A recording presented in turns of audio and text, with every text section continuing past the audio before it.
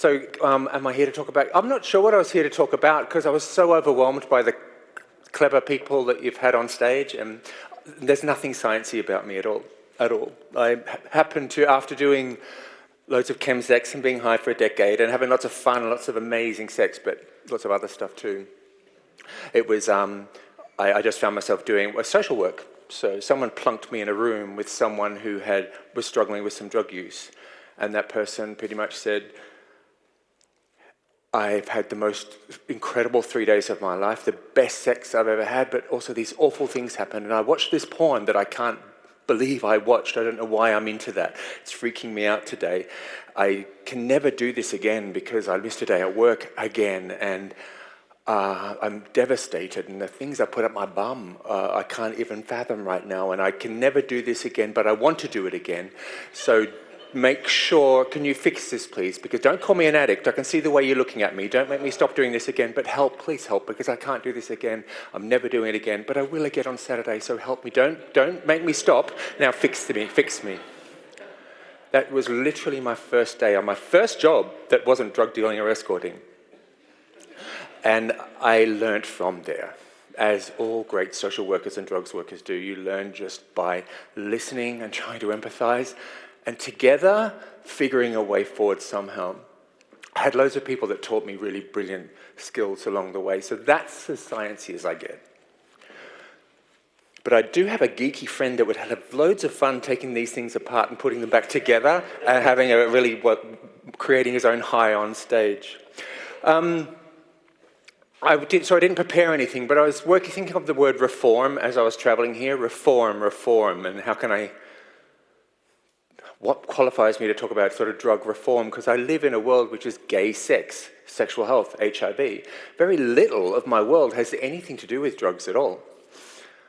And yet, nearly all of it does. And yet none of it does either. And I don't know, but reform. And I thought, well, actually I am kind of qualified to talk about that because I found myself in the middle of a new kind of drug use phenomenon or epidemic that we called Chemsex when we were high, and it stuck, and didn't like the kind of drug use support we were being encouraged into.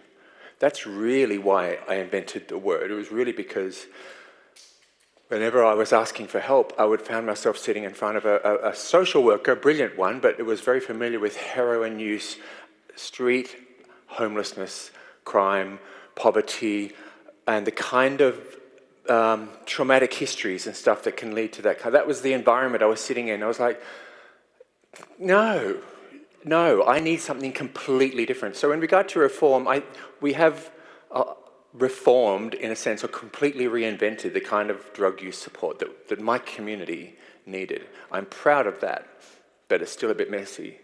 But in regard to reform, I was thinking about some of the earlier drug use phenomenons in history. I'm a bit bad on history. I know there's a lot of experts in the room, but I know that the way opium might have been used in parts of Asia historically, and then imagine that being displanted and plonked in California in 1900 when a lot of Asian people traveled there for the gold rush, to pan for gold, and they left their lives behind. They went to America and they were engaging in risk and starting all over and putting all of their livelihoods and the sustenance of their families on finding gold in a river.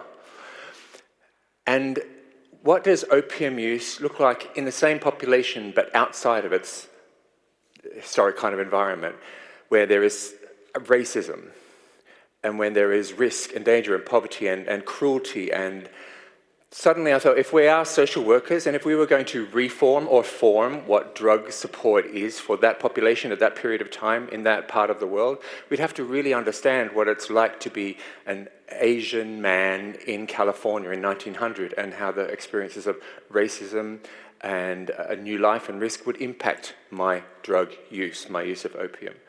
And so I think if we were going to help people there, if they needed help, that we would really have to understand the culture and the context of what was going on there.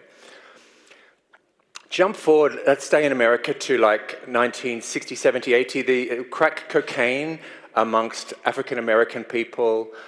And imagine that in a climate. Now, again, there's racism. There's a president there that was saying crack cocaine was a black man's drug. There was a criminal justice system that was being based on putting black people in prison because of the drugs they were using, with a complete misunderstanding of the context of why it was being used.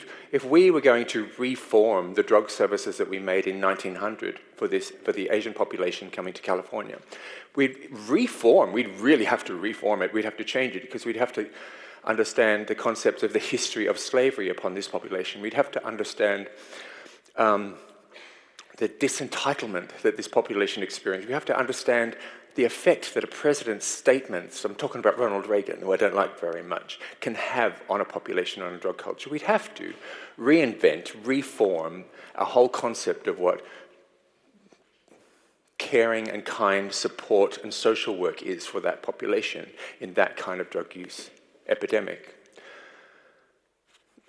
We are very familiar with the current heroin epidemic and the kind of what that drug does to people and helps people feel safe and warm, and unmanageable emotions that might be the product of traumatic historic experiences can be really well managed with that drug. And I think the people that work in the modern heroin addiction services are brilliantly skilled people with lots of outreach teams doing amazingly what they do. And then suddenly, let me take you again to New York, to a young gay guy in a bathhouse. So he had an argument with his boyfriend. He's 20 years old. He had an argument with his boyfriend, so he's going out drinking. He's not going home tonight. He's not going home tonight. And someone gives him a line of methadone in the bathroom, and he's feeling really good. And 6 hours later, he's in a bathhouse or a sauna. He's having a really good time. He's feeling sexy, and he's had some good sexual experiences, some really awesome ones. He's had some crappy ones. He's had quite a lot of rejections. That happens in a sauna, but, you know, he's a grown-up gay man. He can handle rejection, I promise you that.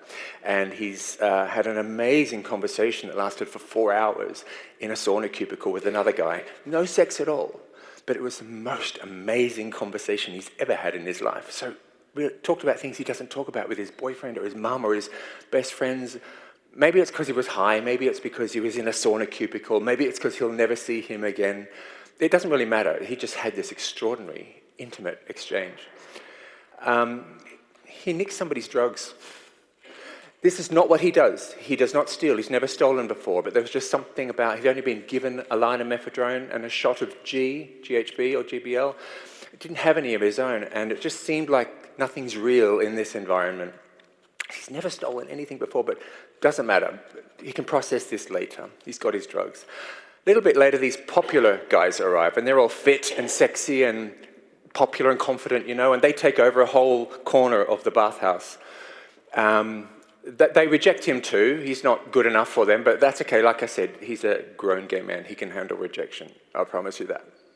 And a little bit later, he's really high on the G that he took, and when he sort of comes to, these two guys are having sex with him, and he can't remember how they got there, or if he invited them there. He can't remember, and he thinks, he stops it, and am I being raped? He just thinks, or did I invite this? He doesn't know, but this is not the right environment to process this in, or to figure it out, and so he moves on. A little bit later, someone nicks his drugs. Karma. It's a bitch, even in a sauna. And then a little bit later,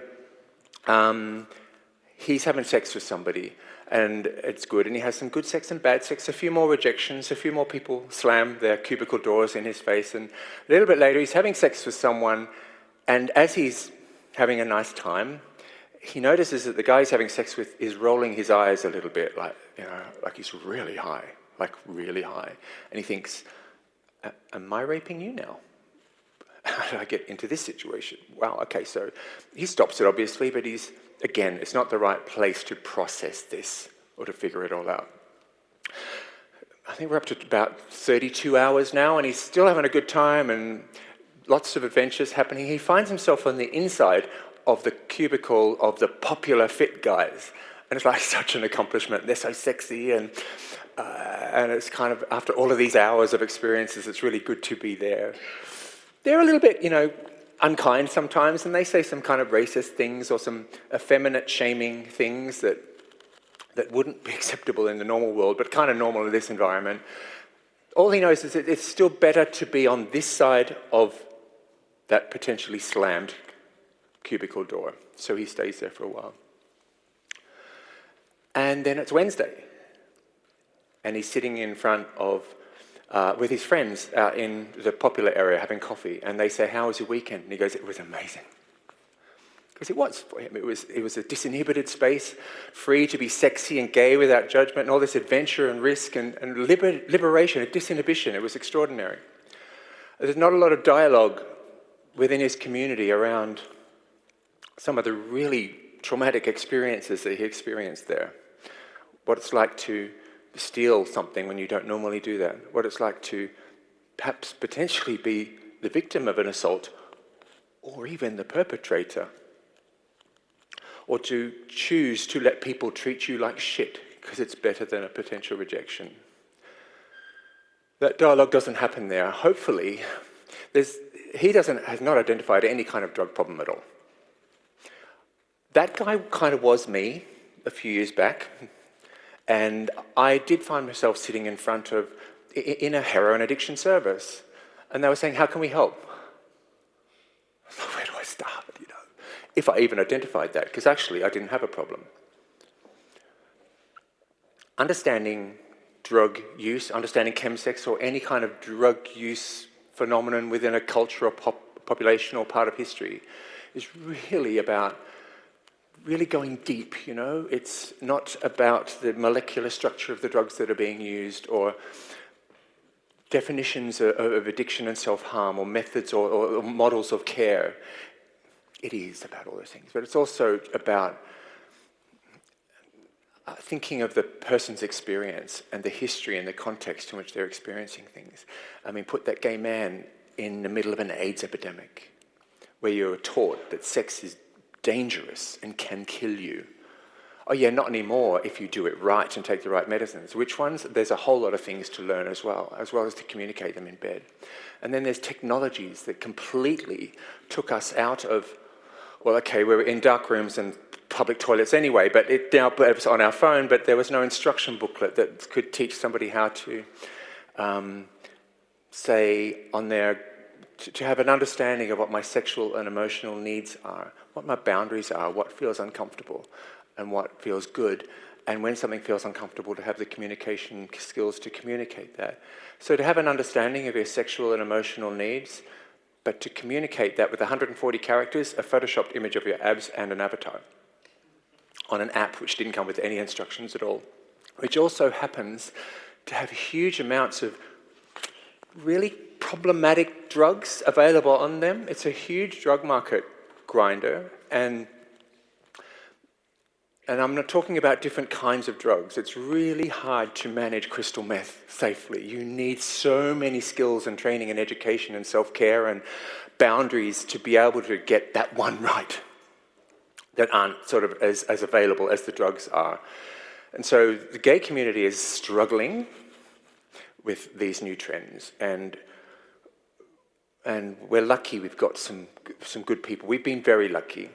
Understanding the drugs too. I mean, if I'm going to have sex with Krista on ecstasy, I mean, you described it beautifully before. It's an empathizing drug, so I'll be able to, your skin will feel amazing under my fingertips, and I'll be able to tell you all about this afterwards. And the way your skin smells, it's arousing and it's stimulating, it's extraordinary. I'll be able to tell you about my HIV status without all that fear that's normally there. You're less likely to get weird about it because you're on the same kind of high. And I'll lend you my favorite pair of sunglasses in the morning because I kept you awake all night. And it was an amazing experience. I'll tell you my whole life story. The sex is amazing. That's not chemsex, okay? That's just guys hooking up and having an amazing time on a pretty safe drug. If I'm going to have sex with you, I'm sorry to do this to her, but if I'm going to have sex with her on heroin, What I like about that drug is it makes me feel safe and content. And as full as I am of myself, I'm not going to be a very good lover to her while I'm on heroin. She's going to have an awful shag, I'm sorry. But if we're going to have sex on crystal meth, and is Axel still down the back? Hi, Axel. If I'm going to have sex with Axel on crystal meth, first of all, there's no drug on the planet that releases as much dopamine as this in my body, or no activity I can do. Boom, and this feels amazing, and that looks amazing, and I'm going to really want to hook those up. But I need more stimulation because my brain, look at the porn, look, and it's getting really boring now. Change the porn and put something else on, Axel, get someone else around because we've been doing this for 17 hours and yes, you're amazing, and I know I spent 4 hours of those wanking to the porn, but let's just get someone else who'll bring more Viagra. Yes, get on your grinder because I've exhausted all my friends. You get on yours and bring them around.